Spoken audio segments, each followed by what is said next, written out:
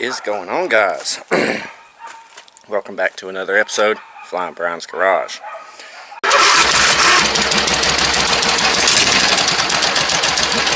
So today, been already kind of working on them, but I figured I'd cut the camera on and film a little bit of it, at least some of the interesting parts.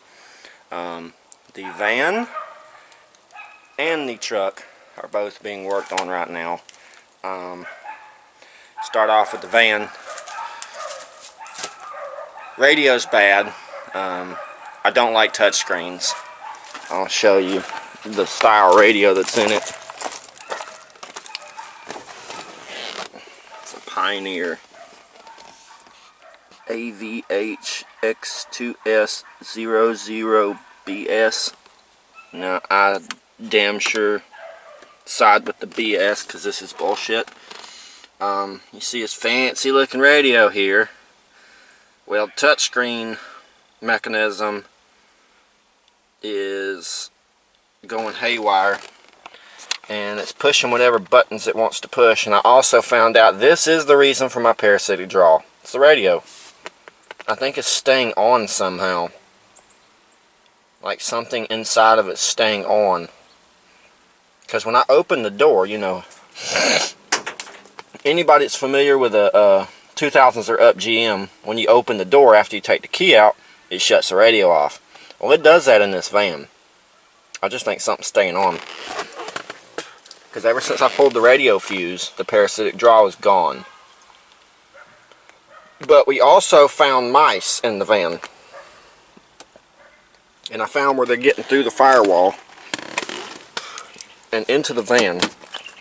I had to take the whole bottom of the dash apart last night. Clean out mice turds and spray this thing down really good. I shampooed my carpets by hand with a pine saw, a scrub brush, and I shop vacuumed it all out, so there's a lot less stains in my floor. That's actually a burn spot from a spotlight. But other than that, it's been cleaned extensively. This is probably the cleanest this van has been in a long time, at least since I've lived here, and that's been 2 years. This thing's been kind of neglected. I have not done much with it, but I cleaned out door jambs. I've cleaned out the rear. We gave her a bath last night.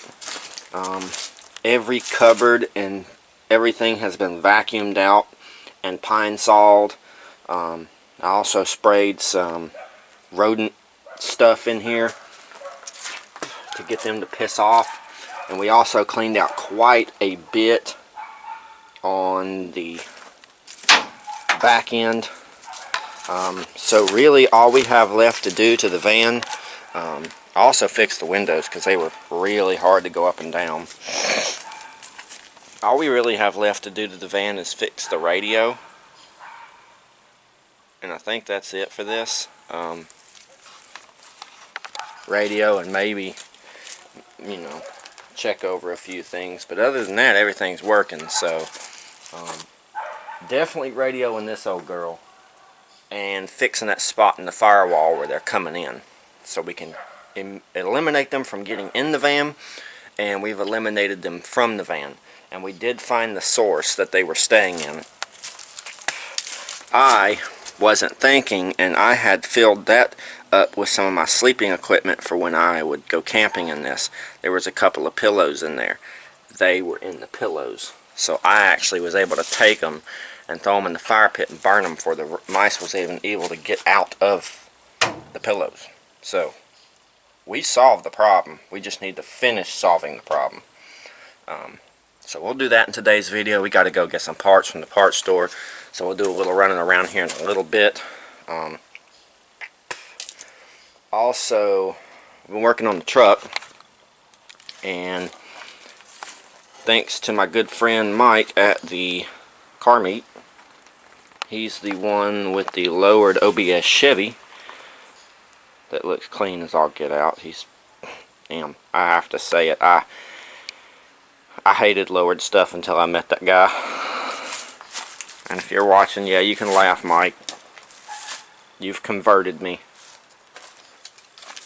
I guess be proud of that, because now I do like lowered stuff, but not my vehicles. So been working on this. He gave us a couple of light bars. I kind of wish this one was straight, but it's curved, and I'm not going to be a complainer because you can't lift a gift horse in the mouth. It is a free light bar, and it works great, so I'm not complaining.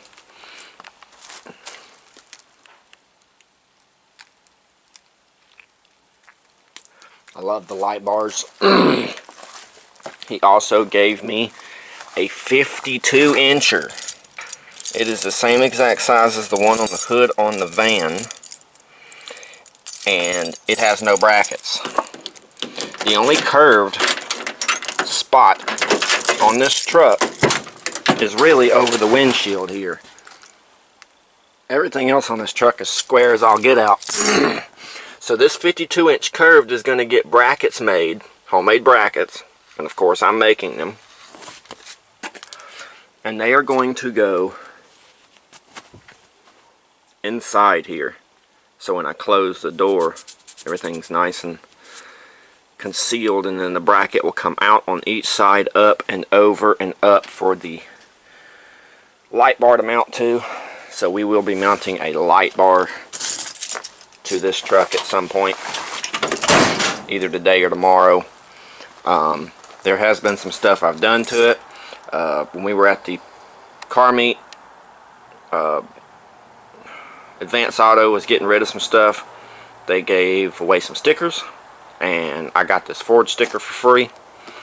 We also got a Chevy one for the Lumina for my wife, and she got a bunch of other cool stickers for herself.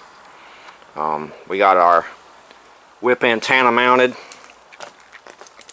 I went ahead and mounted it because I figured, well, I think it would look good behind the toolbox when I get one. So that's its new spot.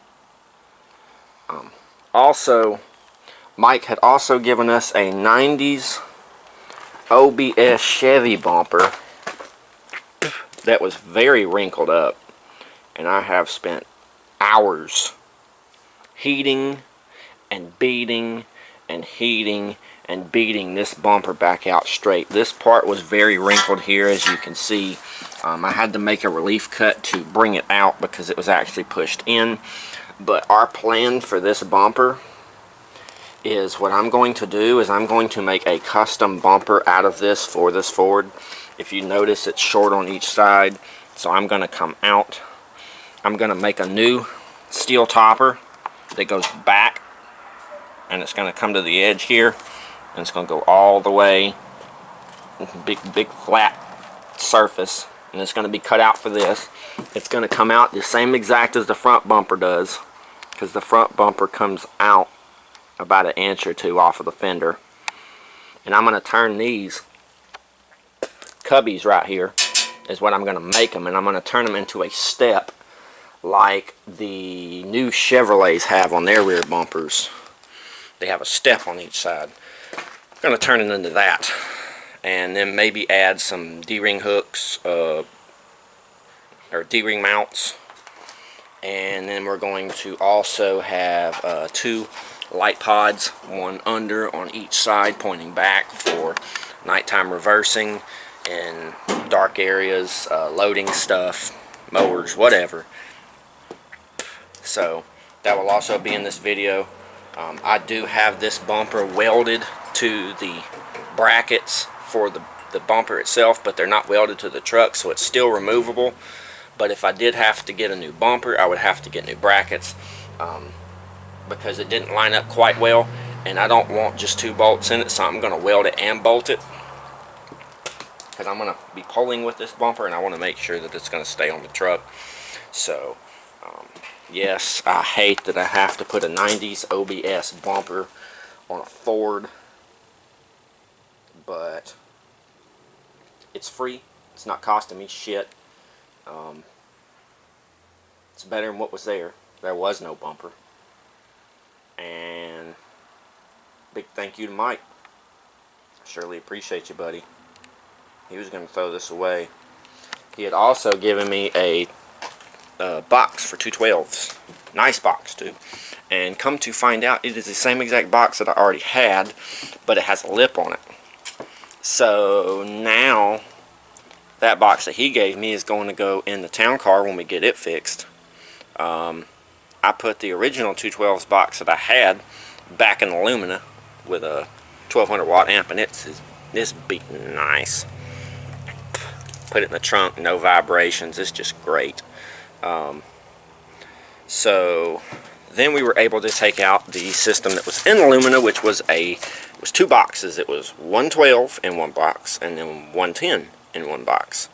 Well, the 10s are pile drivers, and I'd actually like to put those behind the seat of the truck at some point in some kind of custom box. But for now, what we're going to do is we're going to take that 112 that we have, the lone 12, it's a DHD Power Cruiser 12, and we're going to hook it up in the van. So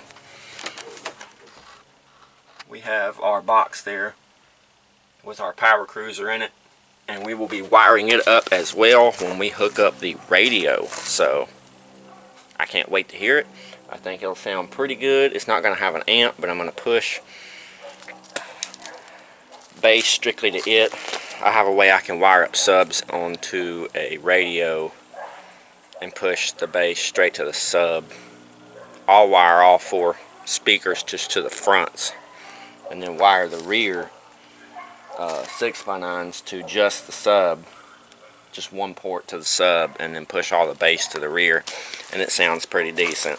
So that's the plan, and we're going to execute. So I guess let's go ahead and get started and get this knocked out for today, and maybe we can get to the truck today. I don't know. You know what?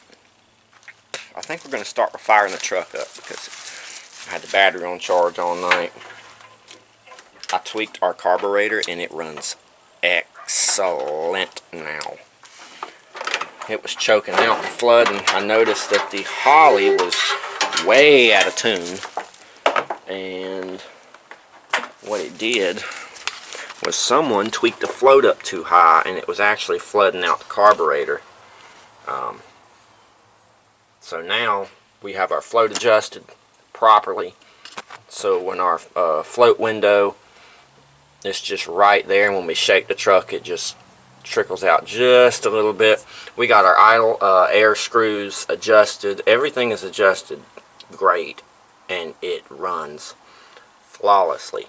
So let's jump in the truck, fire her up, see how she's running today.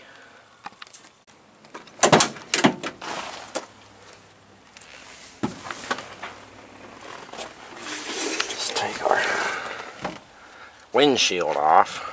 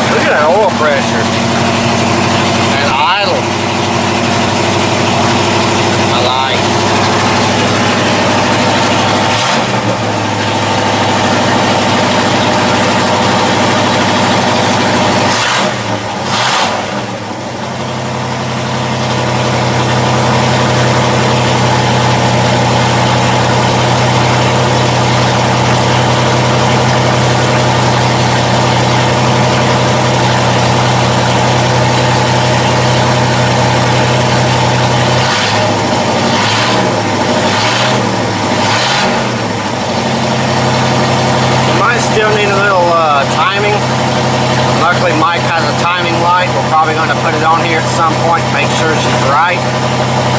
But it's dadgum close, that's for sure. Carburetor played a huge problem in the way this thing ran.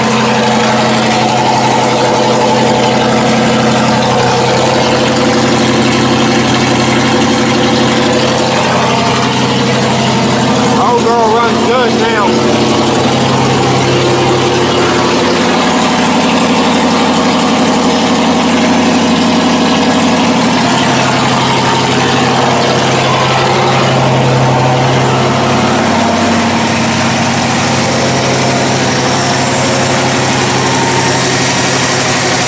She's still leaking.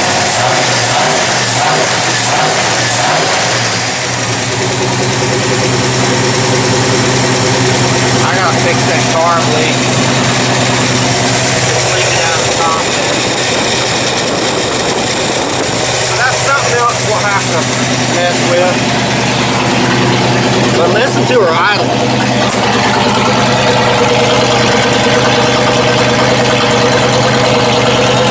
Ooh, she's running so much better.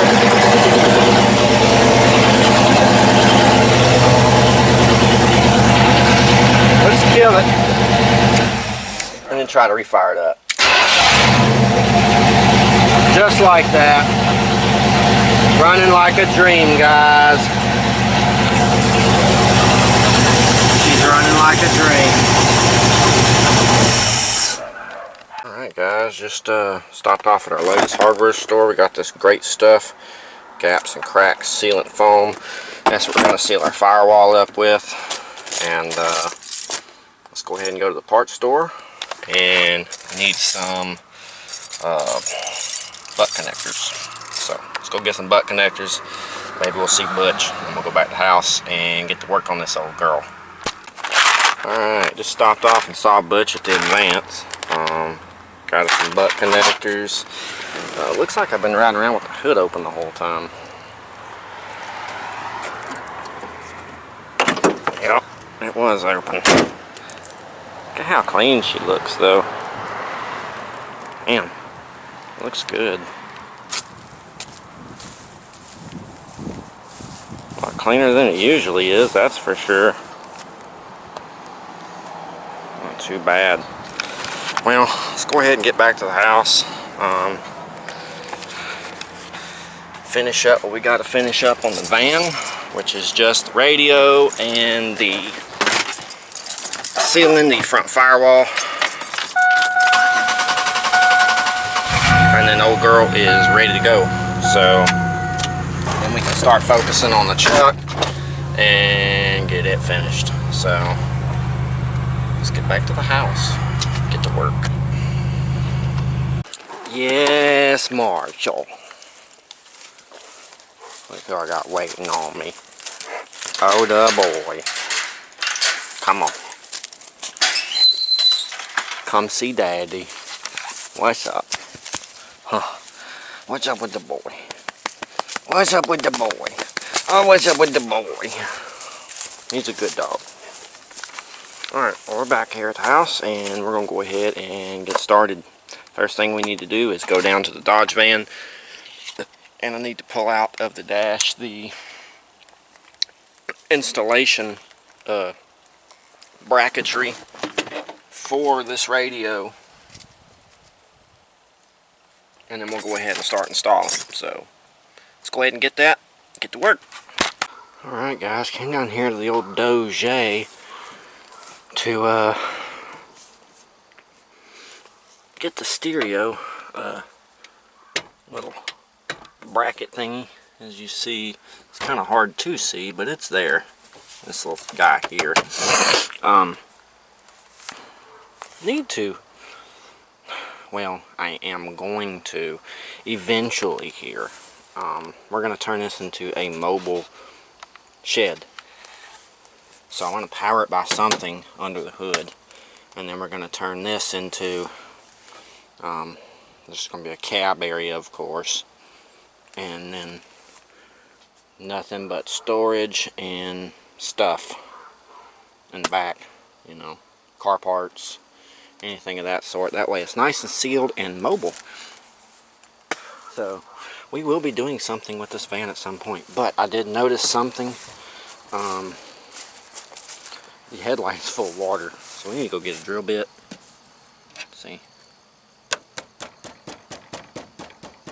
See that water line moving? You go get a drill bit and get the water out of that.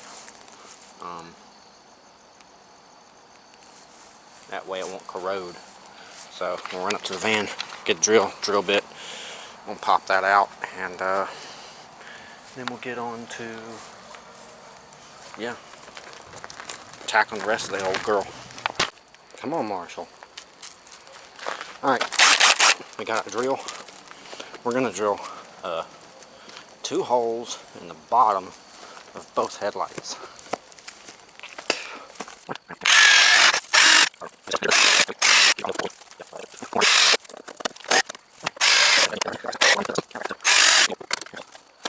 Perfect. We're not going to be driving on the roadway anyway. So, really those will just be lights for in the yard. I might even put a light bar on it at some point just for having around here. It'll have a tow package. So, if I get the brakes right, we'll be able to tow a trailer with it around the yard. So it could be a useful machine. Maybe get some better tires for it just for around here. Get it fixed up a little bit, and then maybe, who knows, one day sell it. I've got the windshield wipers for it. I ain't gonna need an antenna because I'm not gonna have a radio. But yeah, we can definitely do something with this old girl. It's not too bad. A little short bed 95 Caravan. The door's a different color. I sprayed it white, but it was rusty and gray. You can see the rust starting to peek through on the top again. But the door had been replaced at some point. It's not the best machine, but it was a good work van for a while. It's got 227 on the dash. I kind of liked it, actually. But I got some seats for it. I got all that stuff for it. We could actually do something with this. But enough me blabbering. I'm going to go and get the tools to pull out this bracket. And then we'll get it to the van. Get up there and start yanking out a stereo. Alright guys, this is going to be a pain in the butt. I got the van down here with the tools. And about to go in here in the shop and cut the power on. So I have that light too. But I gotta take the whole dash piece off. I thought I was gonna be able to slide that out of that little cubby there. I'll show you what I'm talking about. Let's see.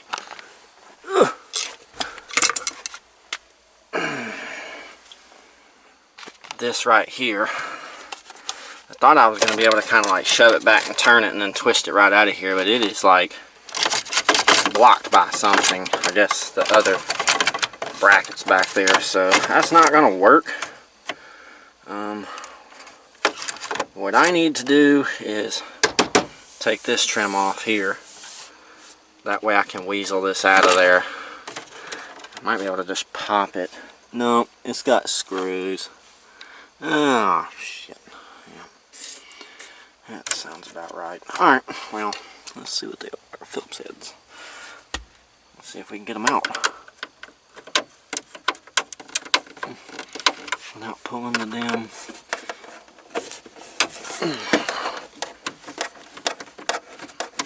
fence. That'd be much easier.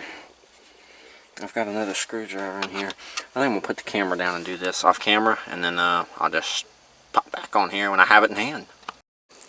Good news, we got our piece.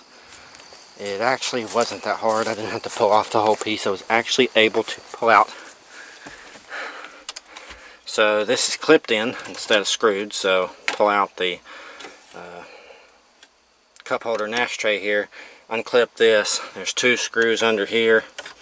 I was able to pull it out just enough to slide that out from under it. So it's out, and now we have just an open hole in the dash where we will not have a radio. So we're just going to have an open hole in the dash.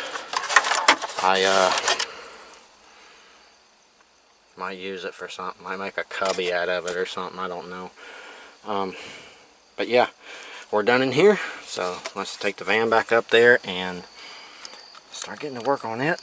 And getting a radio put in there. Getting the 12 hooked up. Seeing how she sounds. Because I'm looking forward to it. Alright, we are going to start with the sealing of the firewall.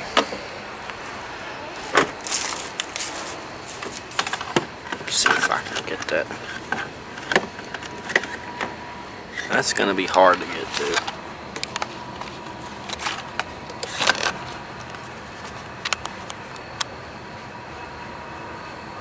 I need to seal that.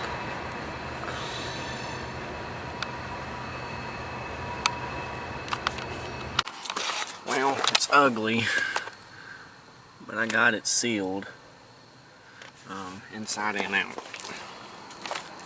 So, probably be hard to see it back in there, but it is in there. So, we'll let that dry up and expand and seal the hole. We'll go ahead and put this back, this bottom piece back on the dash, and then start moving on to tearing out the center and getting our radio out. Alright, we got that panel back in place. We're going to start tearing this apart. So, really all we need to do is pull this piece off. And that's a pretty easy task. There's just a screw here and a screw down in there. And then all this will come off. So, let's get that off so we can get to the radio and yank it. We also got to pull the radio out of the truck because that's the one that we're going to be using. We don't have another radio. I hate touch screens. It looks so good in here though. I mean, it looks nice and sleek and clean, and it worked great when I had it, but it's just garbage. I don't know if the screen needs to be recalibrated or it's just fucked. Excuse my language. Let's get it out of there.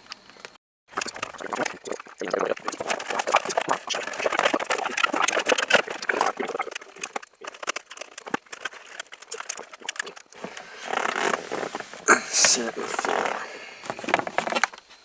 Okay, so now we're looking at this big gaping hole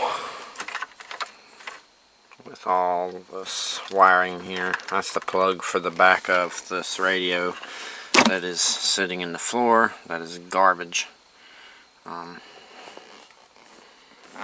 So I'm gonna go off of this wiring harness.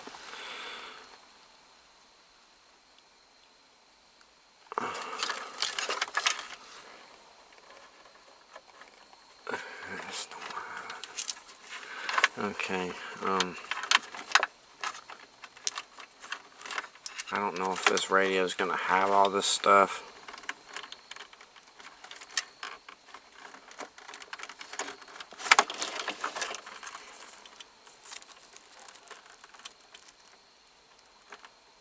Probably going to have to clip that to tap into this wiring here.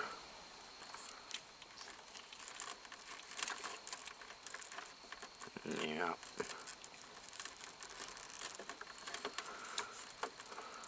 So all these will have to be cut, and that'll have to be cut off.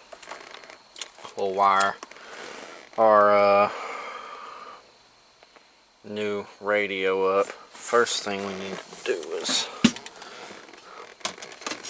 look at mounting our new radio bracket in dash. And is it even gonna fit in dash? It sure as hell don't look like it. That's not good.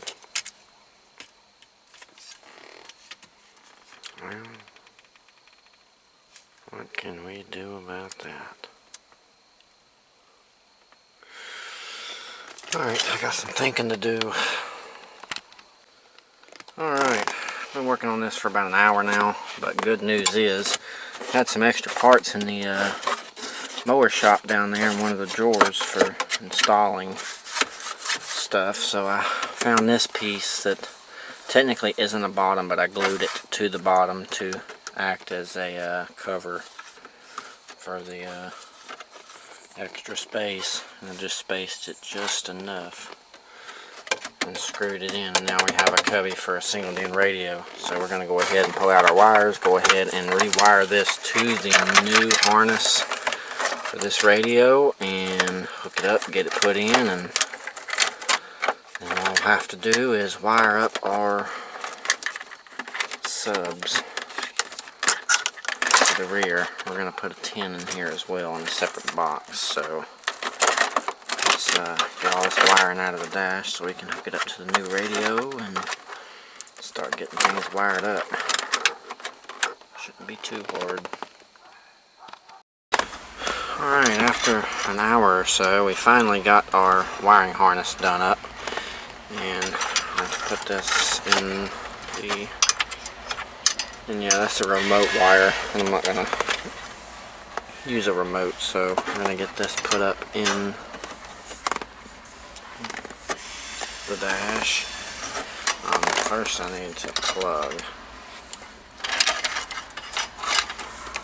this harness into the radio. Come on. Put y'all on the leg here. Plug the harness into the radio. All the wiring in there.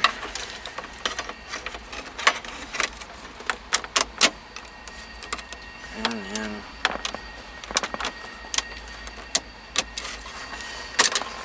clip it into place. Now we have a single DIN radio in the van. Don't look too bad. Let's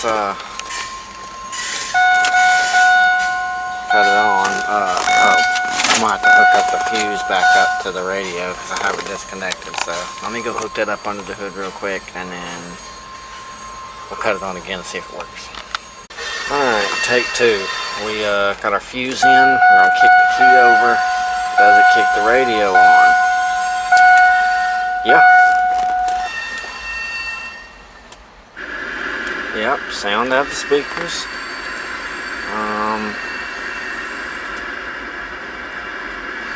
Cool.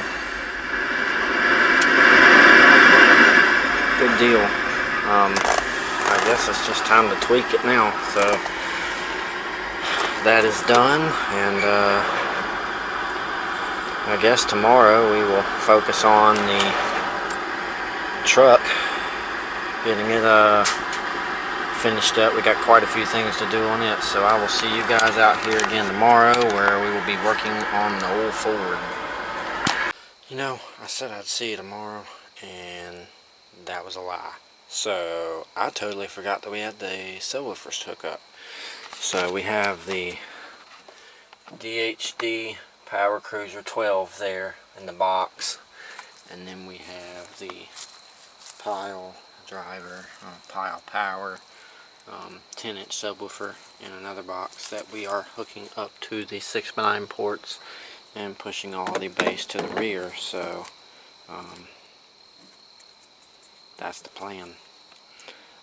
We're running our wires up through here and running them along and hooking them to our speakers. So let's get that done. So we'll have our sound system completely hooked up, and then we can be able to call it a night and focus on the truck tomorrow. Alright, we successfully have our wire ran to each 6x9. That big 12 is the right side and the 10 is the left side. So now that that's done, I'll come out and see what it sounds like tomorrow, but unfortunately I can't let y'all know what it sounds like, because one, it ain't gonna sound good on the camera anyway, and two, copyright. So that being said, I will see you guys tomorrow. This time I'm telling the truth on the Ford, and we'll seal up that carburetor, start working on our bumper, and getting our mounts for our light bar.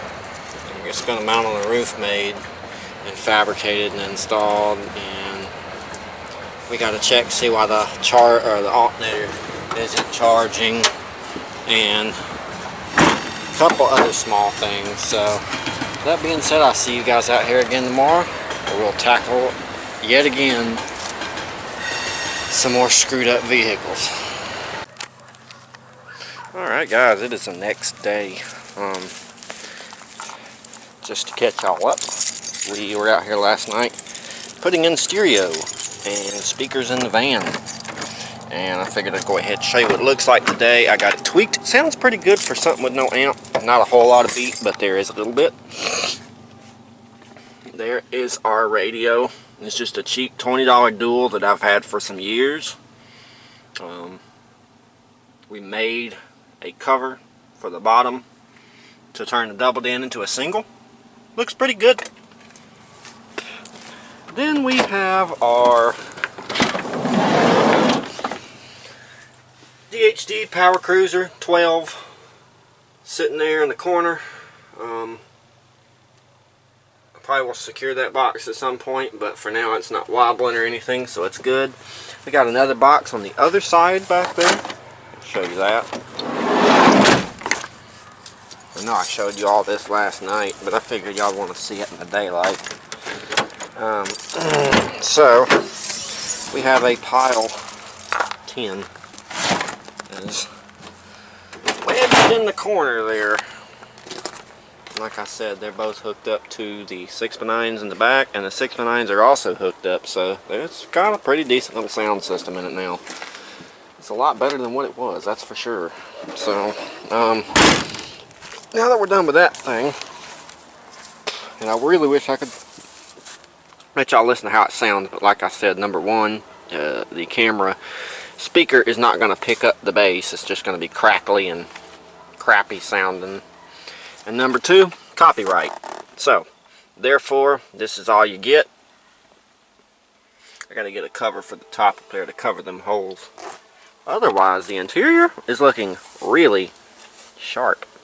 And that little spot in the seat, but other than that, yeah, she's looking really good.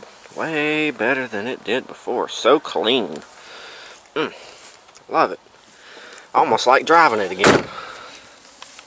And yeah, I know it's a minivan, but hey, this thing was free 9 years ago, guys. I didn't have anything, and I was riding a bicycle back and forth to work, and some lady said, hey, you want this thing?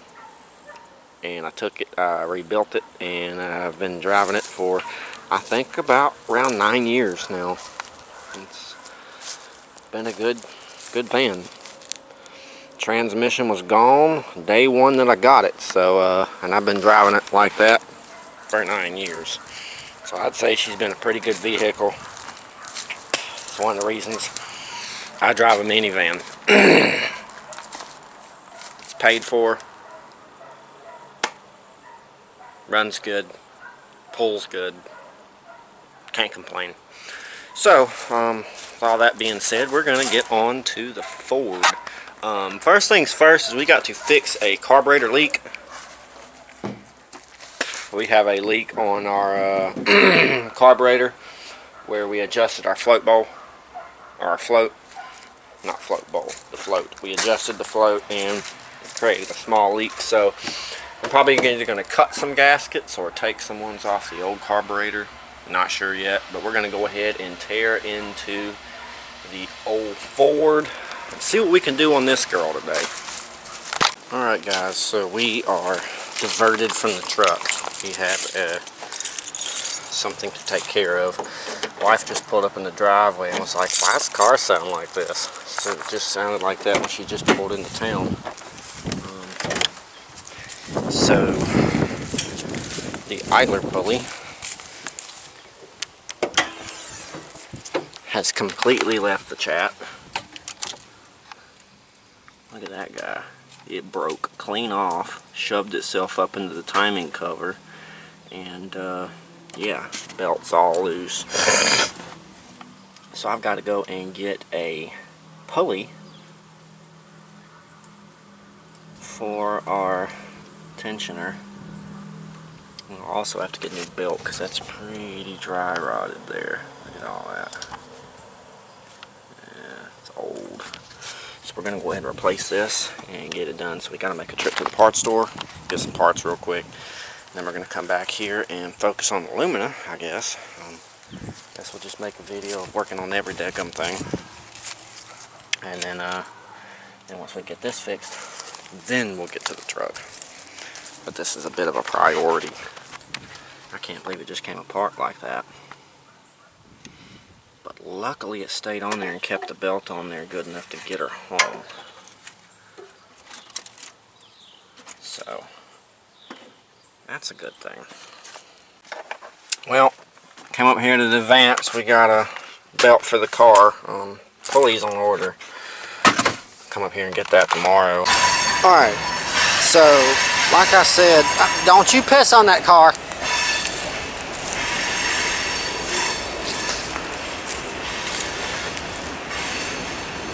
Goob, what is your deal, bud?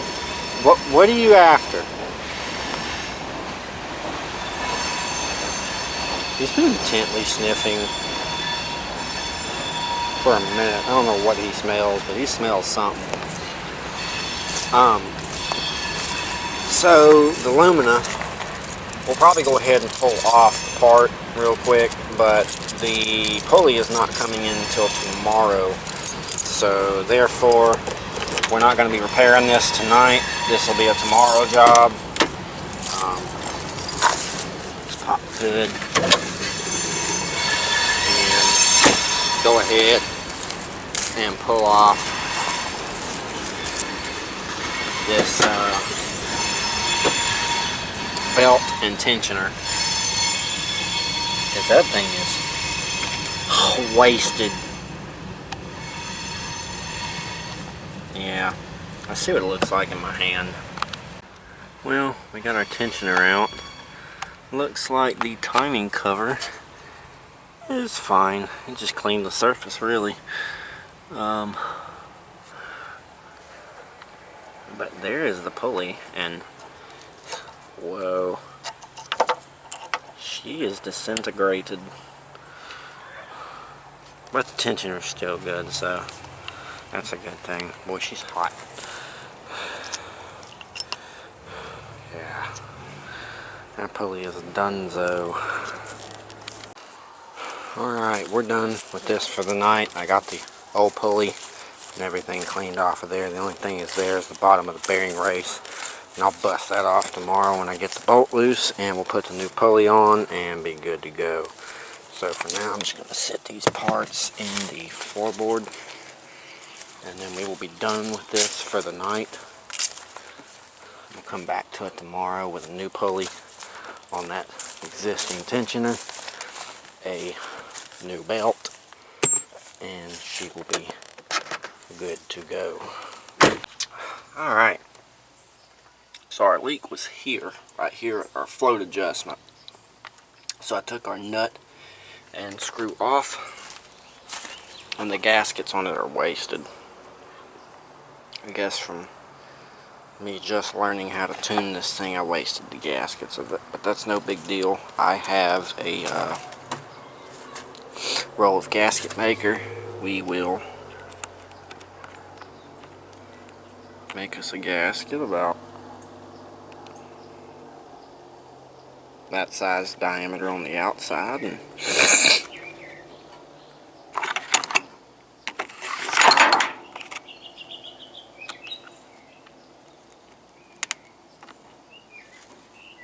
about that size diameter for the inside. So not bad. And then we'll make us another gasket for our screw and get put back on. So let's get some gaskets cut real quick and fix this problem. We can move on to our alternator and figure out why it's not charging. Alright guys, homemade gaskets. There's the ones for the nut, and then there's a nice clean one for the screw. So we're going to go ahead and reinstall this and get it nice and leveled up, so where we don't have this problem anymore. I'm probably going to have to go ahead and crack the float window open, which is, if anybody is needing any info on the carburetor, the float window is here. Your idle adjustment screws, idle air adjustments are on each side, and sometimes there's one on the rear bowl, but that's not a double feed. So in this case, I believe we only have 2. Let me see. Is there a third one in the back? No.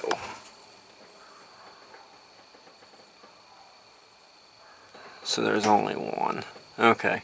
So there's idle air adjustment screws on each side, and then there's a window on both front and rear of the carburetor. On each float bowl, there's one here, and there's one like back here. Let's see, put my finger on this right there. But let's crack this open and go ahead and get our adjustment right for our float. Get everything back together, and it should be sealed up properly and not leak anymore. Alright, so we got our float window open here, and with that open, it just kind of gives you sight of the fuel level in the bowl. Now, you want it to where it's dry, unless you shake the truck a little bit and then you see it trickling out. That's how you know you got your float adjustment right. So we're going to put our screw with our gasket back on the side of the carburetor. Tighten that up.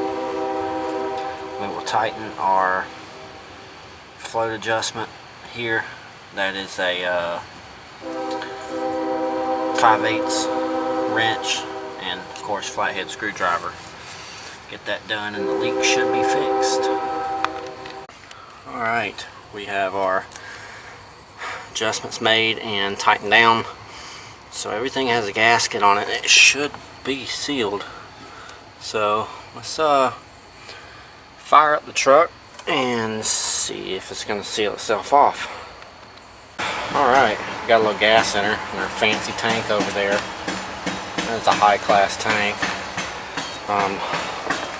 Should be sealed, so let's go ahead and bump it off, see if she'll fire, which it should.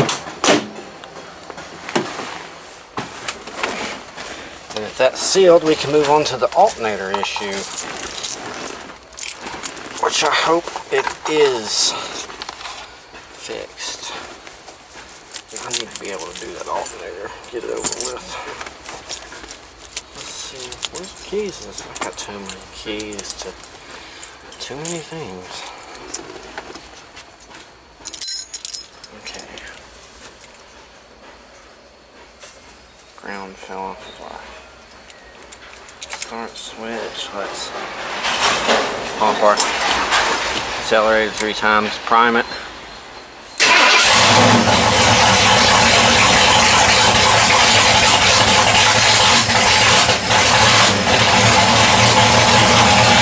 There it goes.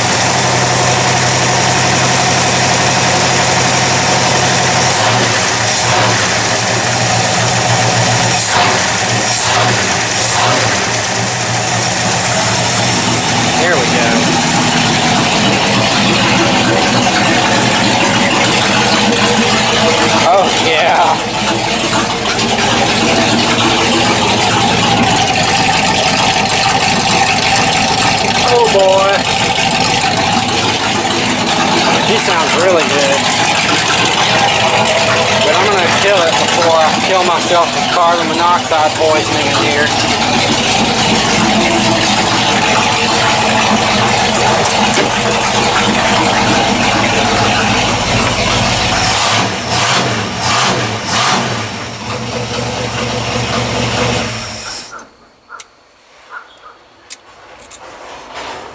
Alright. Boy, that thing is running really good. Probably need to do a little timing on it still, but it's pretty tuned. So I guess what we're going to do now is go ahead and start looking into our alternator and why it is not charging the battery. Alright, went ahead and added the stud to the carburetor for the top. I'll try to find a lid and a filter for this. Went ahead and grabbed one of my big filters for the fuel filter and move the line more away from the engine so we don't have to experience any vapor lock or anything. Fuel boiling over. It's looking pretty decent. We tested our old Duraspark box and it actually works, so we're going to keep it as a spare. I guess let's fire this thing up again and see how she runs with the fuel filter on her.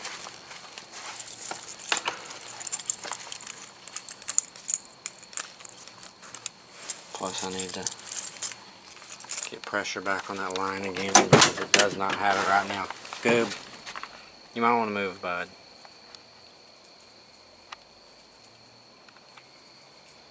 Well, you'll see in a minute. Oh, she fires up so good. Make sure we ain't got no leaks here.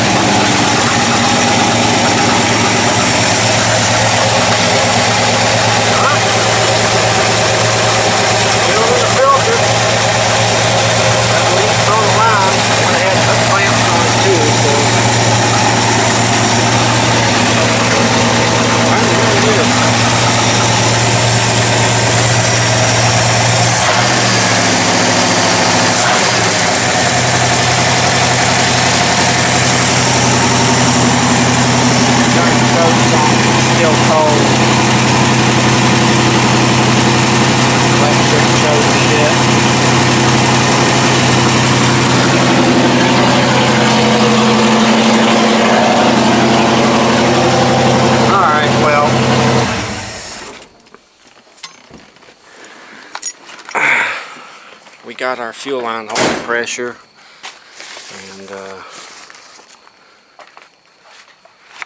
got it filtered out. Looks like we've already got a little stuff in there, so good thing we put a filter on it. Where's that outside?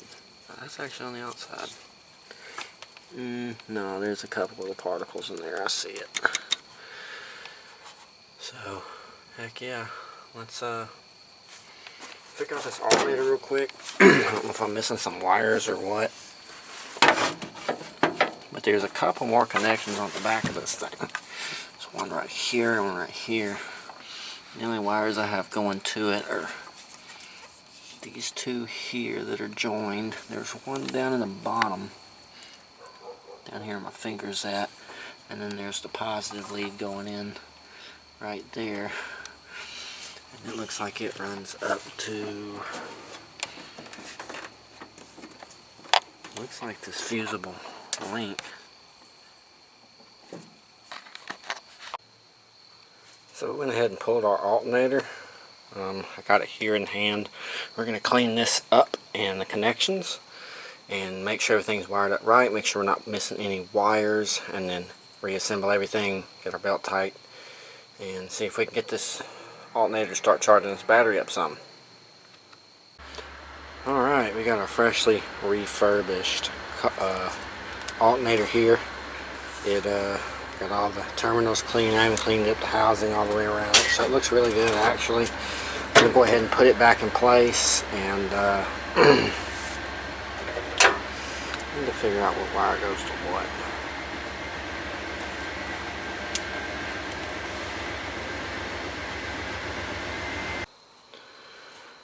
Alright, so we got our alternator hooked back up. We ended up going with the one that was original on the truck. It had a stamp from 2013 that was remanned, so I'm pretty sure it's probably the best one we have. Also, it told me on the back of this one where the wires went, and then I found out that the other one did too. It was just extremely worn. So it looks like we're missing a ground.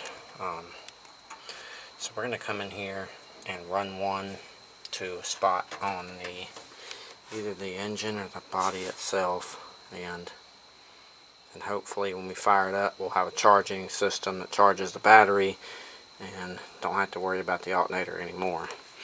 We also took a wire wheel and wire wheeled this one and cleaned it up just as much as we did the other one. So if the other one does work, we'll use it as a spare, but I think we're going to use the one that I know is the newest. So let's go ahead and address the ground issue and then fire it up and see if charging system's working at all. Alright, we have our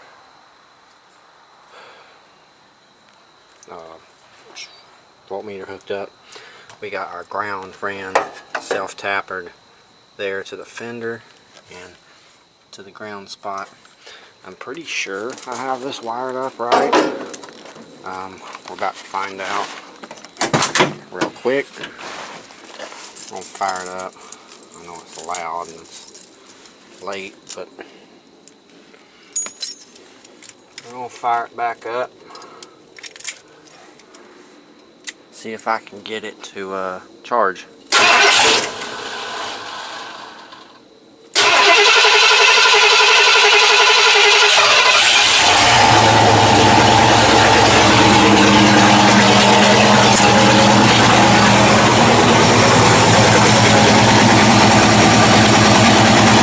I think it is charging.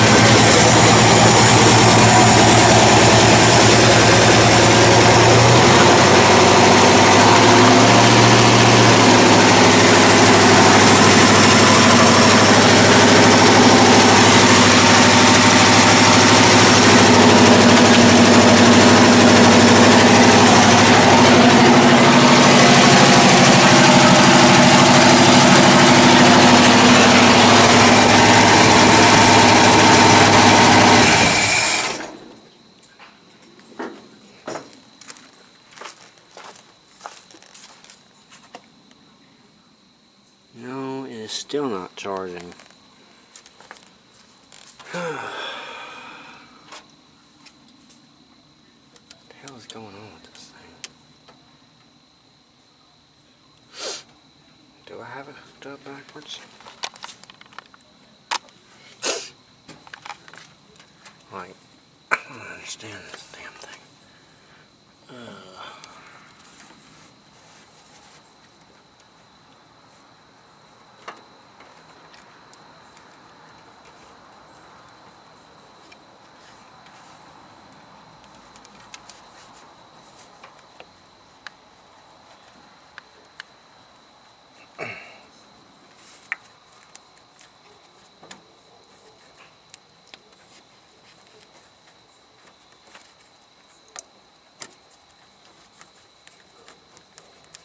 Damn. These aren't easy to get off.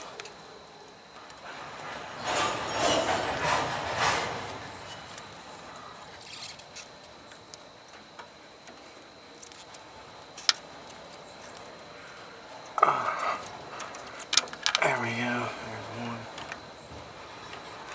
And let's try to get the bottom one off. There we go. Is this? I don't know.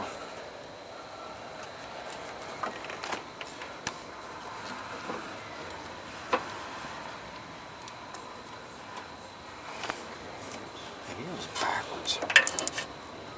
Let's see. Let's get our other wire ran up through here.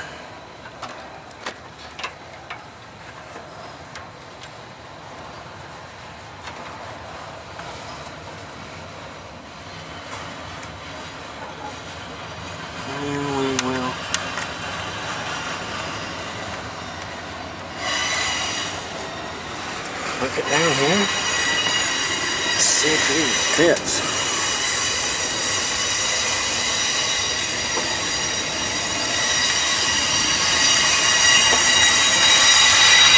Yeah. It does.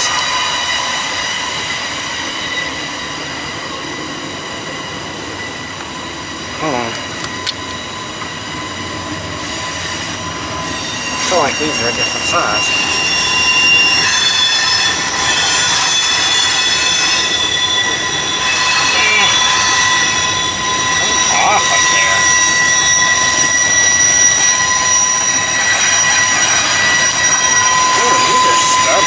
Shit.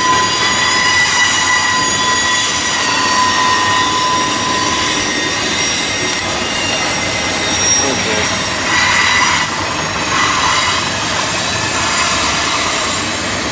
Theory.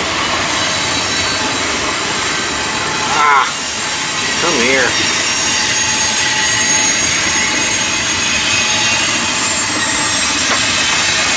One bigger than the other. No.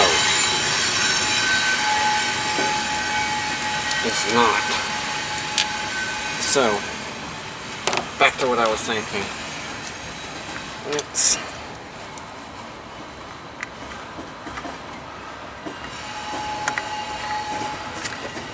come on.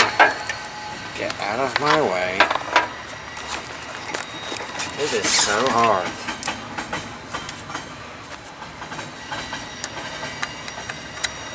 To film and work. Okay, that's on.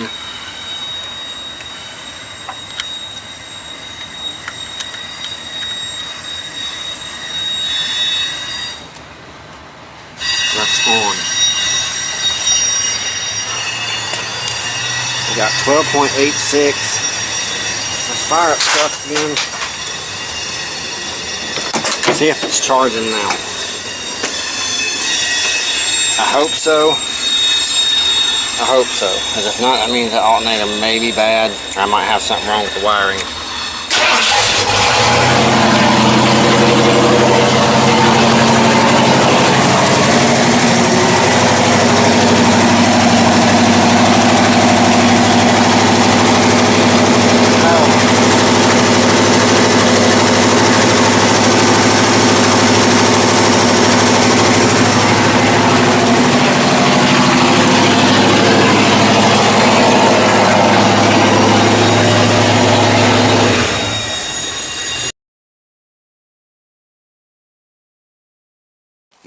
Alright guys, so I want to take a quick second, make a new little commercial thingy, whatever you want to call it.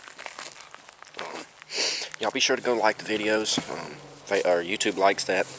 Comment down below, YouTube likes that. We're still trying to get to 1,000 subscribers to get monetized, so if you're not subscribed yet, be sure to hit that subscription button and hit the all notifications bell. That way you're notified every time we put out a new video, which is at least once a week at this point. Facebook, Snapchat, TikTok, Instagram. The only one that's different is these Snapchats and Avatar.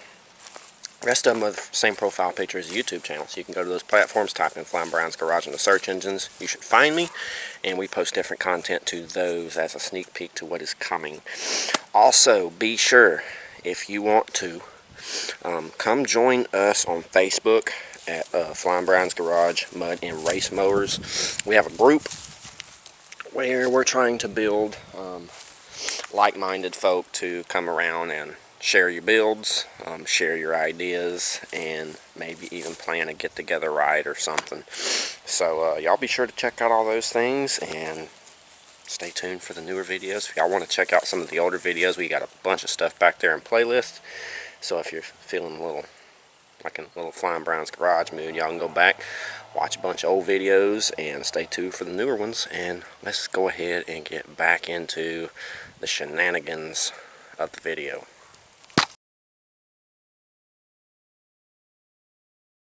Alright guys, this is the next day. About to go up to the parts store again for the third time in this video and get the pulley that was ordered for the Lumina and get that old girl fixed up today.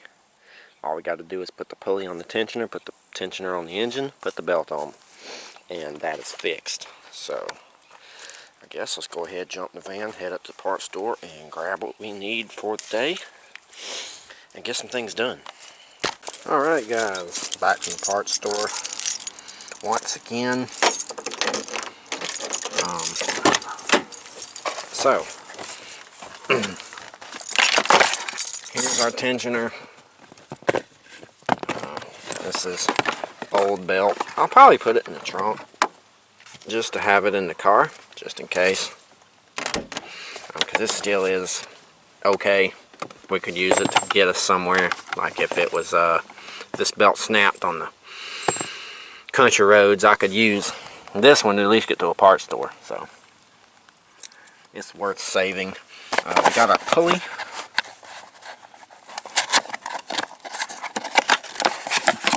And I can tell you right now that there is a huge difference between those two. Good Lord. I'm so happy she made it home, because that just disintegrated. So we're going ahead and get our new pulley on. We'll take our old one and put it in the box. Throw it away, because I can tell you right now there's no using that guy. Let's get that out of the way, get this out of the way, and start reassembling the car. Alright, good news. Our tensioner is back together. So let's get it put in the car.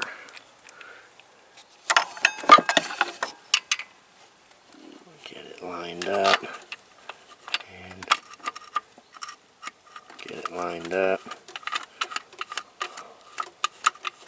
Go ahead and try to finger tighten this so it don't fall out of the stud, because there's a little stud that pops out of the back of the tensioner, and it rides in an exact spot on the engine timing cover. Tighten this down. Okay, that is on. Now let's get our belt wrapped on it, and we're done. Alright, had to do that off camera because it is hard to hold the camera and do that at the same time. But we now have a tight, brand new belt on, brand new tensioner pulley.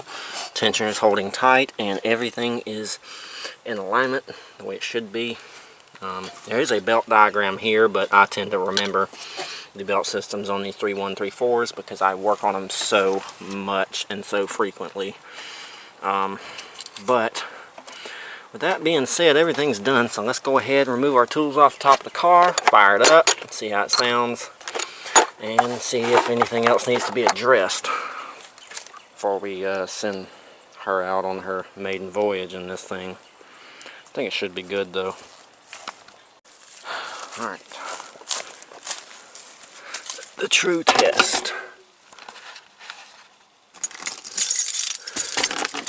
Let's fire old girl up.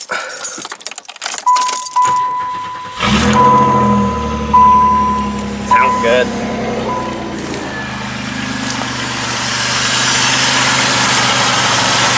Oh yeah. That's how it needs to be. Look at that smooth belt system. Yeah, that tensioner is still good. It's very strong. You can see it moving around a little bit like it's supposed to. Not too much. It still has a strong spring. Yeah, that looks really good. I'm going to call this done, and we'll move back onto the truck again.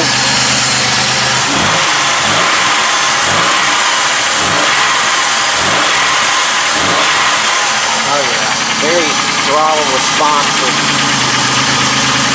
Very nice. Such a good little car.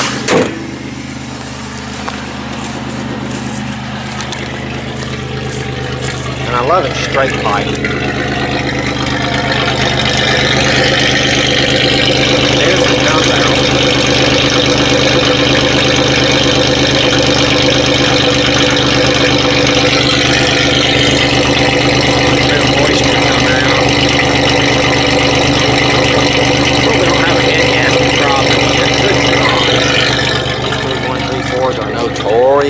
a head gasket. Damn.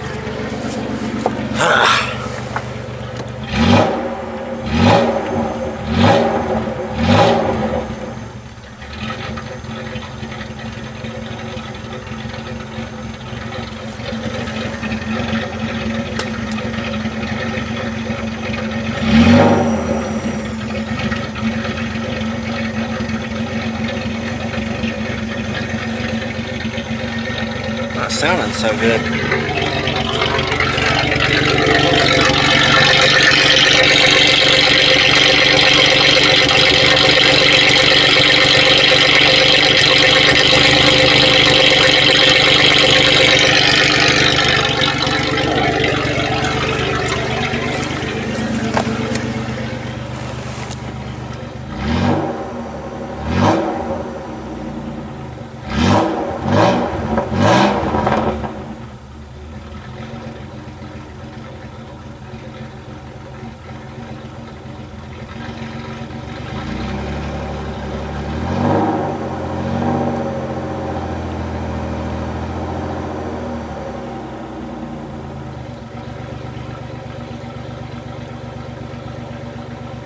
I think it's okay. That low coolant light on, I think that's a wiring problem because I keep checking the coolant and it's nothing wrong with it. Of course, seatbelt light's on because I don't have a seatbelt on, and the airbag light is on because I yanked the whole entire airbag system out of here. I used to have a grandma steering wheel on and I hated it. So I yanked the airbag out because we die like real men, and put a old style GM steering wheel on here. I actually like this one. And when I got it, it was the same color all the way around, but the stuff was fading off of the, this color was fading off of here, so I actually took some really strong paint remover and removed this color from the rest of the wheel. So this wasn't black before, but I think it looks very nice. So,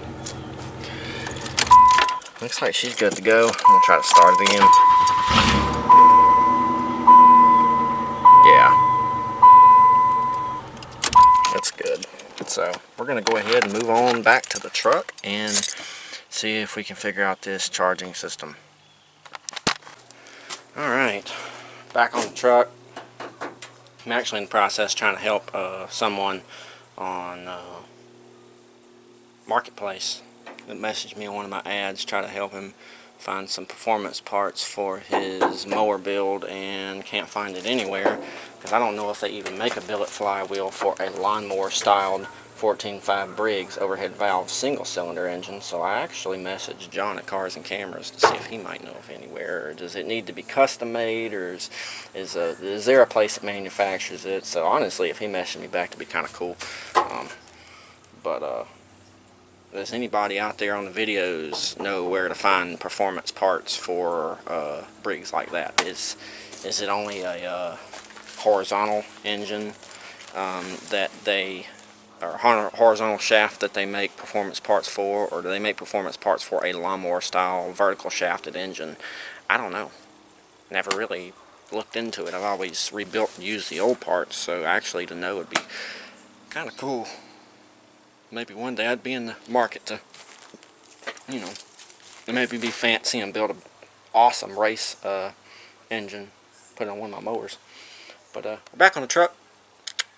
So I was reading last night, because I really haven't worked on these trucks a whole lot. The oldest truck that I had that I worked on was my 86 F-150, and that was totally different. It was a 302 rail injected, you know, it got the fuel injectors and stuff. This is a carbureted 351 bored out to a 358. So, totally different engine. But I did find out that the alternator is not the only thing that can go bad that will prevent this from charging. So there is a voltage regulator, and it is this guy right here. And apparently these are crap and they go bad really easy. So I'm wondering, is it I think they're also grounded through the body, so I wonder if the ground's just bad on it and I need to clean the spots. Take it off, clean that box, put it back on, which we might try that.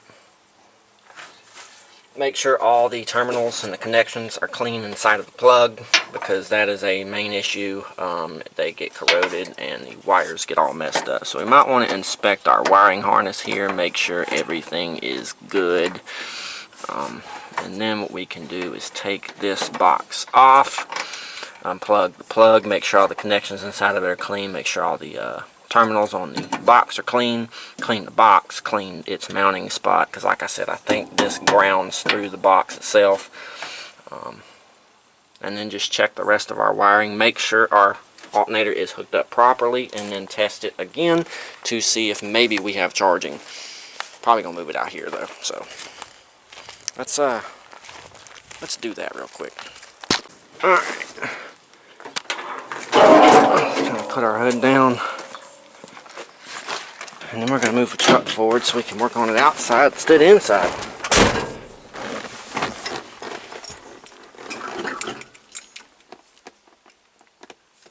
Let's get the key in the ignition. I wish I had a dash to put this ignition in.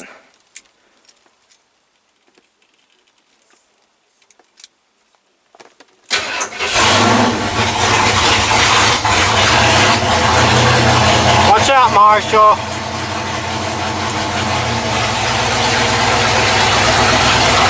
He's a smart boy, he knows.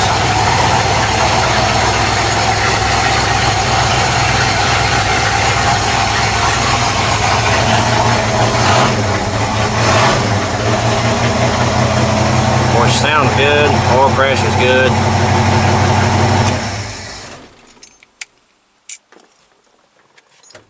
She's a unit.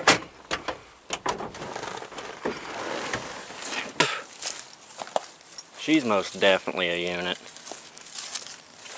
Alright, I'm going to get the windshield cover back on it to keep the leaves and crap from falling in the truck, and then we're going to get to work. Alright guys, we're about to go ahead and move our voltage regulator. Let me get this over here so I'm not in front of the camera.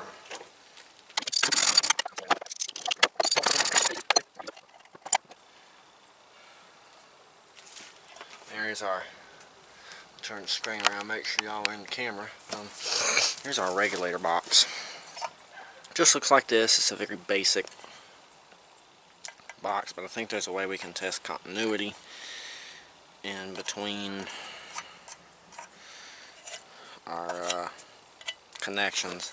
And there's also another way you can jump a couple of these wires here, and it'll give you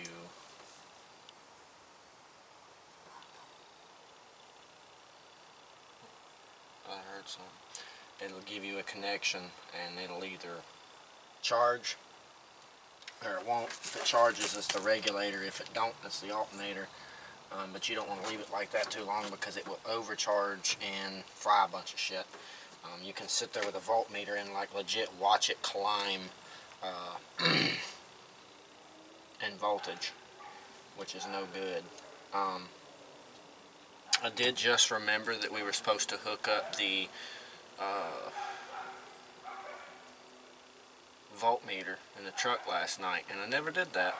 So I guess we need to do that too while in the process of doing this. But what I'm going to do is I'm going to come in here with some of my small intricate ice picks and flathead screwdrivers and scrape and get these terminals nice and clean. They're not too corroded, but they could probably use a little bit of TLC.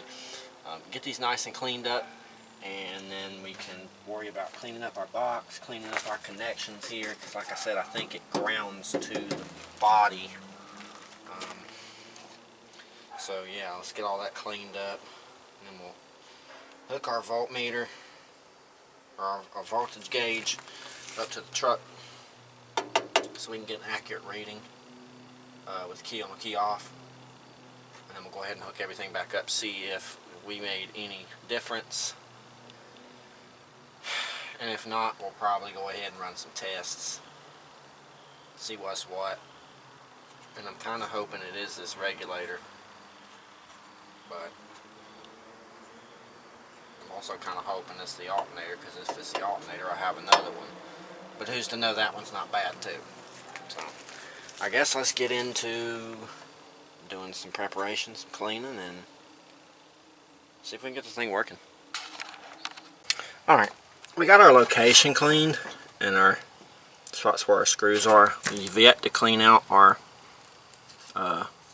terminal there, but we have this cleaned up. Got the tabs nice and clean. So hopefully we get a better connection on this whole box, and maybe it'll work. Also might need to clean up my screws there. We're going to go ahead and get in the truck, wire up our volt gauge, because it needs it. So we're going to go ahead and wire that guy up, because that's the only one that's lacking. We got our temperature and our oil pressure. We just need voltage. So let's get voltage hooked up and see how she's going to do. And we'll go from there with finishing up our connection and getting voltage regulator box back on. Probably going to have to hook up the battery to find what's key on, key off in here. So let's do that, figure it out, hook it up, and get back to outside. Alright, we're inside the cab. We removed our voltage gauge out of the cluster of gauges here because I want to know what's positive, which one's negative. So our positive terminal's here, negative's there. I did find out that these bulbs have a blue housing on them, so that's going to be really cool. So we're going to go ahead and wire up the lights as well as the voltage gauge, so we have it all. And I want to see how it glows and how everything works. So let's go ahead and get all this wired up. We're going to go ahead and run our wires and everything from here, and then what we will do is we'll go ahead and hook up our ground once we get everything hooked up and put back in the cluster. Then we will come in and find a good spot to, what would I say, mount our positive. We got to find a key on, key off, but definitely find a good key on, key off, wire it in, and then we should be good to go. So let's figure it out. Alright, we got our volt gauge hooked up, all our lights hooked up, all our wires are ran and ready to be put in. So we're going to go ahead and slide everything back into the cluster and start looking for a key on, key off 12 volt, so we can hook all this up.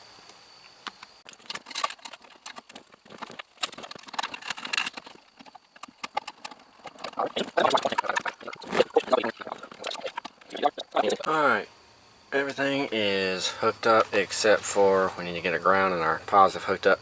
But let's go ahead and go to the front of the truck.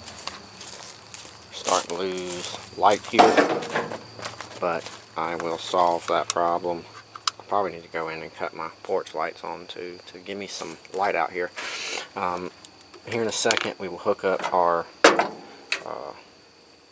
you know what, I might go ahead and go in and get my stuff to clean that out, get that hooked up, and then we'll hook everything up with the key, because I don't want a chance burning anything up with that disconnected. Heck, it might have something to do with some of the power in my dash, I'm not sure. So let's go ahead and I'm gonna go cut on my lights inside so we have some light out here, and then we will clean that, get it hooked up, all reassembled, and then we will go ahead and start hooking up our stuff in the cab.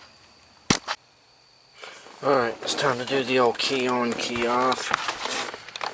I'll put you on the leg here, and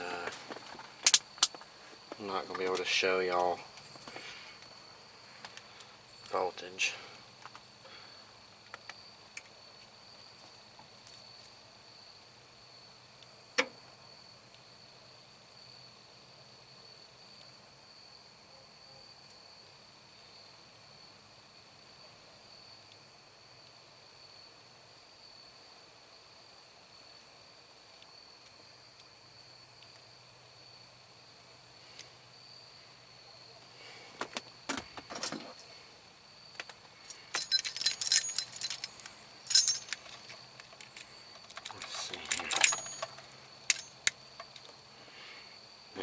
key on.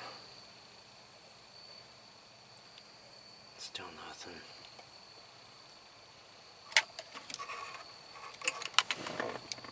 Let's try a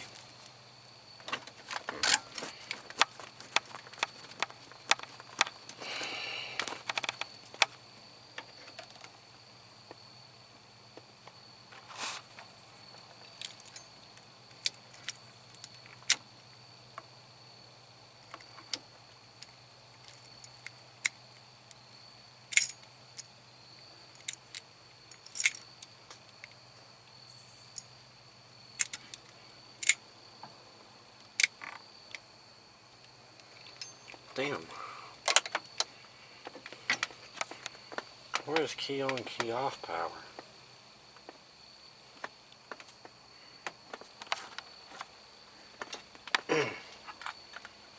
Maybe it's here.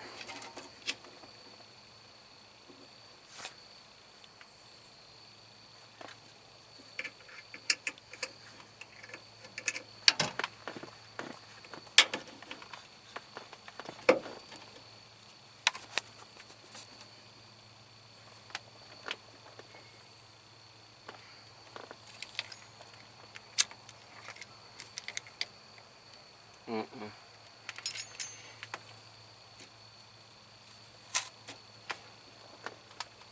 Mm-mm.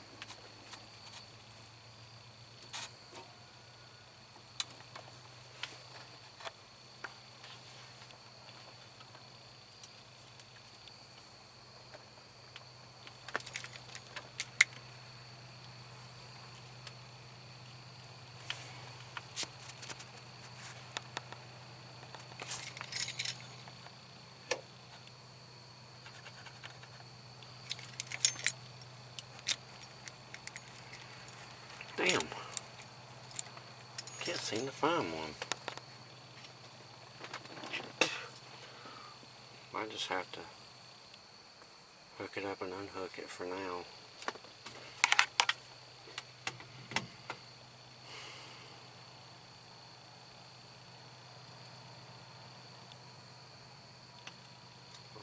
Most of these switches are getting 12 volts all the time. Well, let me try to figure this out. Well, it is hooked up. Those are a lot dimmer than I thought. But, I don't know. I kind of like it. It's kind of blue. Kind of aqua. But I think it'll work. Showing that we got 12 volts. This is not a key on, key off, unfortunately. It is just I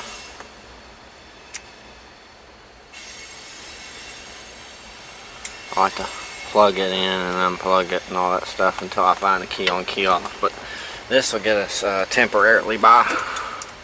And I'm going to go ahead and hook the battery charger back up to the battery for now and get everything addressed, and then we will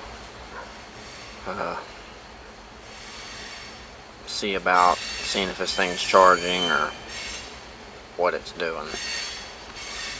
Alright, we actually have our battery on a trickle, and we have our cluster here disconnected for now because I have to hot wire it until we find a key on, key off.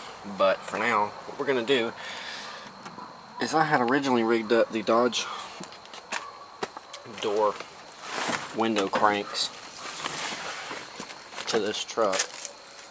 Let me get a light.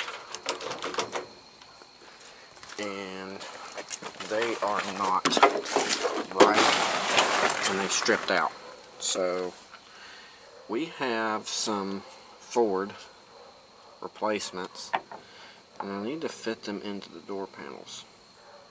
So let's do that so we can replace our window cranks, because I would really like to get these replaced and working. Alright, we had to widen the hole here and round it out some and trim off some of the window crank there, but it's a newer modern Ford window crank adapt to that set up, and it works pretty good. So everything's working on this door now, speaker, both inside and outside door handles, the window crank, and the latch for the lock mechanism. The only thing I'm missing is the thing broke off for the window, so we need to rig up something to lock it and be able to unlock it. But I'd like to move on to the other door and get the window crank done, and I need to fix the lock rod on that one. The clip on the inside broke, so I need to fix it and fix the window crank. Alright guys, the battery is still charging. It's been a couple hours later. I've already eaten and all that good stuff, but been looking at things to do on this thing, so I came through and cleaned out the bed and brought some of the stuff up here in the cab that I don't want to get tore up, like some of the stuff, you know, hangers for the exhaust. I cleaned up the round headlight bezels that I'm gonna fit to make square, and some other things. Decided not to fix this right now. It's a little tight in here, and I want to pull it out to do that, so I'll probably do it tomorrow. I think what I'm going to do tonight, since I've got the bed cleaned out and I don't have to worry about changing out this handle yet because this is still good, so I'm going to leave it. That one's done. That whole door's done. I'm leaving this for tomorrow. This is done. I guess what we're going to do is hook up the inverter. I have a 3,000 watt AC/DC to 12 volt inverter that I would like to hook up in this truck. So let's start getting it hooked up and mounted, and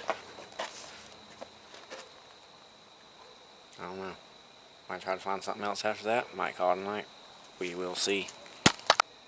So down there we have shop frogs and shop mice and shop snakes, shop dogs. Up here we have shop birds. It's a little birdie up there sleeping. I kind of don't want to disturb him, so trying to be quiet. Plus it's nighttime, so I need to be quiet anyway. But yeah, let's go ahead and dig the inverter out from behind the seat and start working on getting it hooked up in the old truck. Damn, she's looking good though. Especially with the bumper. Like, since I made that relief cut here and on the bottom side and pulled this out, it really straightened everything up. And then when I put a topper on it, you won't even see that cut unless you get up under it. Heck yeah. That's a straight bumper, folks. Alright. I have to say I like the way these seats dividedly fold down. Because then if you're trying to go down the road and you want to lay the seat down, all you gotta do is lean over and pop it.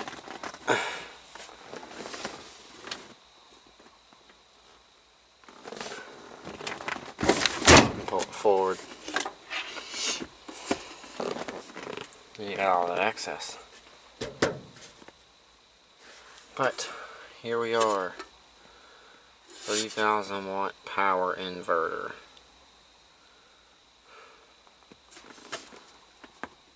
Hooks up to the battery. Has an on-off switch on this end, and then it has 2 plugs, 2 fans. So I want to hook this up, that way we can charge batteries, like drill batteries and stuff. It's also good if you don't have heat, you can run a space heater in your vehicle. These inverters are great. So I'd like to get it hooked up in here for sure. So let's go ahead and start trying to look for a place to mount it and get it going. I'm not sure where I want to mount it though. I think I want to mount it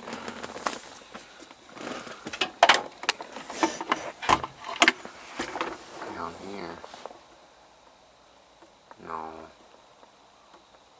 definitely not there.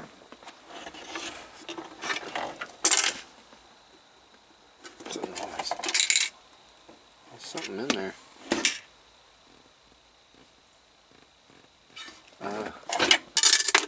That's not good. So fortunately, I found the spot for the inverter. It is going to go right here. Now right now it's resting against the floor and it'll go up a little higher. But I'm going to bring it up to here, screw it to the metal here, fasten it down. And then we'll have a secure inverter. And then we'll go ahead and start running the wire through the firewall, hooking it up, and getting this thing done. Alright, we still got to get some self-tapping screws to mount the device to the wall in the back, but we have got our positive wire starting to run into the cab there, to the firewall, and then got it ran through, over, down, and back here. So we're going to ground this back here, and then we will secure the positive to the lead on the machine, mount it to the wall, and then we can connect the positive to the battery, and in turn have a 3,000 watt inverter hooked up in the old Dentside.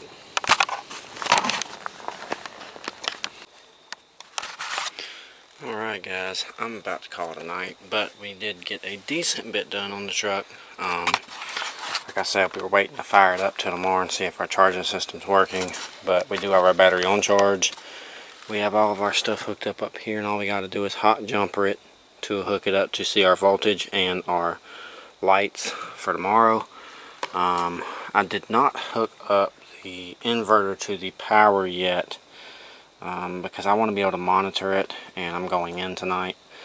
The battery's hooked up to the truck because I can trust it, but I do not want to hook up the inverter just yet until I can monitor it, and tomorrow would be a good day to hook it up, monitor it, see how it's going to do, and see if it's trustworthy of leaving alone. But there it is. We decided not to mount it here because it was so hard to get it there, so I just mounted it here. It's grounded, it's got its positive hooked up down there, everything's hooked up, so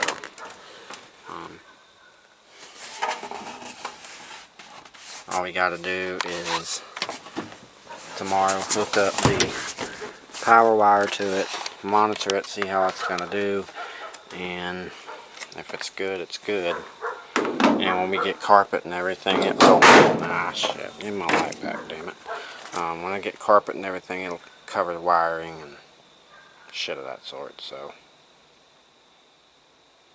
heck yeah, starting to look better. But yep, I'll see you guys back out here tomorrow where we will hook that up, check it out, see how it does. We will fix the door lock latch pin or door lock pin there on the door tomorrow, and then we will check charging system, see how it's doing, and maybe even get to our bumper, because I would like to start doing the topper on it, doing the side steps and all that stuff. So we'll see you guys back out here again tomorrow. Alright guys, next day. Last night we hooked up our inverter. We got our stuff tied back up into our alternator, except for our two wires. I need to figure out which ones these actually plug to. We fixed our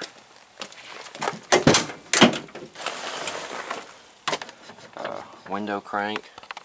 We mounted our inverter, all that good stuff. So what we're going to do right now is we're going to go ahead and hook up the inverter and see how it does. So I don't have a good battery on this truck. This battery's kind of junky. So I'm probably not going to test the inverter. I just want to hook it up, make sure it don't burn down the truck. And then we'll move on to finish tying up our alternator. I got to tighten this belt some. Like I said, we'll finish tying that up, get it done, and hopefully we'll have our charging system working. And then we can worry about maybe going ahead and fixing our passenger side door lock pin. I need to add a clip. So I'd like to get that fixed.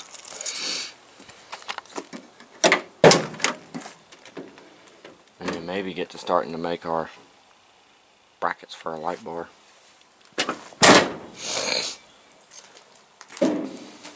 And then eventually get to finishing our bumper up.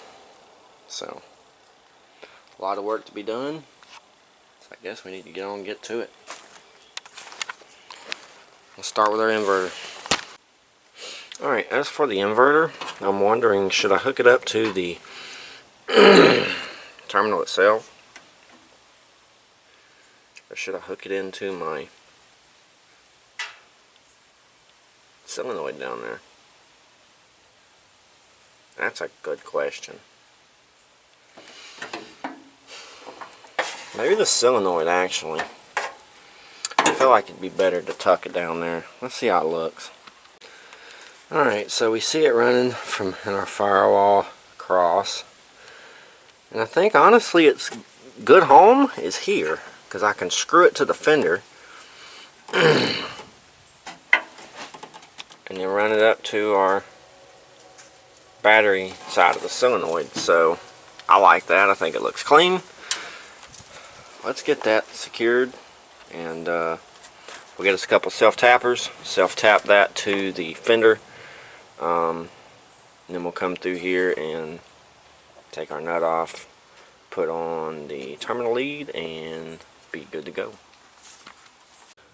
Alright, so we got our fuse secured down to our fender, and we also have our wire hooked up to the terminal there on the solenoid. So let's go in here and make sure the power kicks on. Yep, kicks on.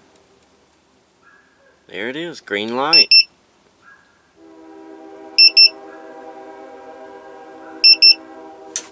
Good deal. We have an inverter.